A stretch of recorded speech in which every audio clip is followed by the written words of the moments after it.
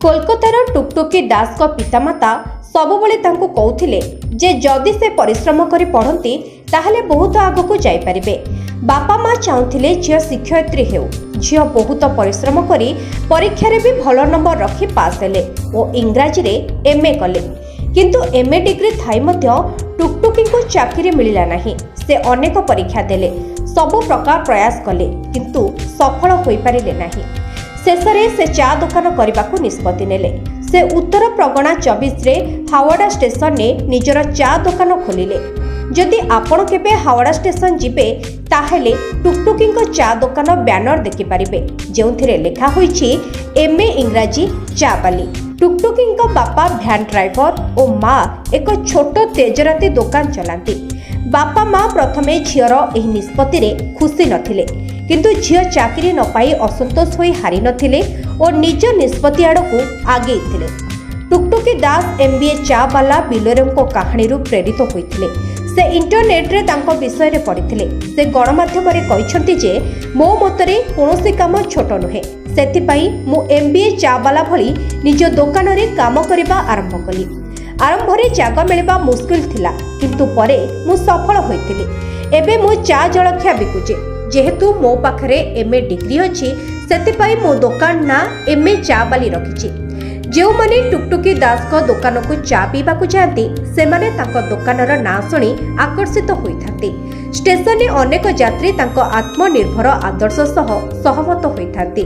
अनेक यात्री मध्य कहती जे टुकटुकी दास को कहानी देशर अन्य योग्य युवपीढ़ी पई प्रेरणादायक होई पारे जो माने चाकरी पाई पारे सक्षम नहंती।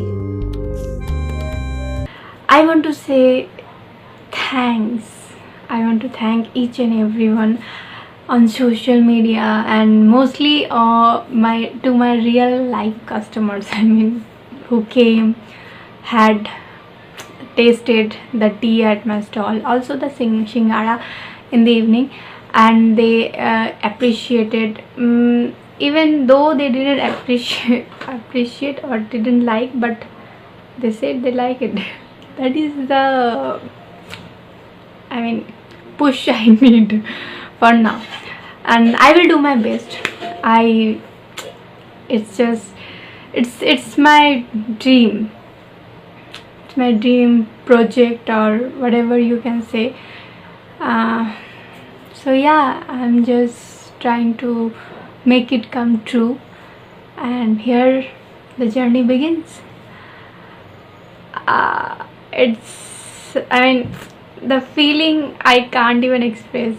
It was so good.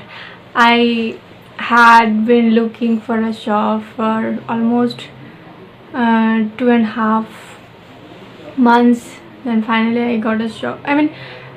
There were shops, but I couldn't find a good location, and this was a good location. I got a shop here, and also in a very good position.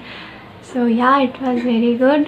शुद्ध और प्राकृतिक उपादान रे प्रस्तुत परिचय मसला आपनको रोसई रे आनी थाए प्रकृत स्वाद। परिचय टेस्ट का नया पहचान।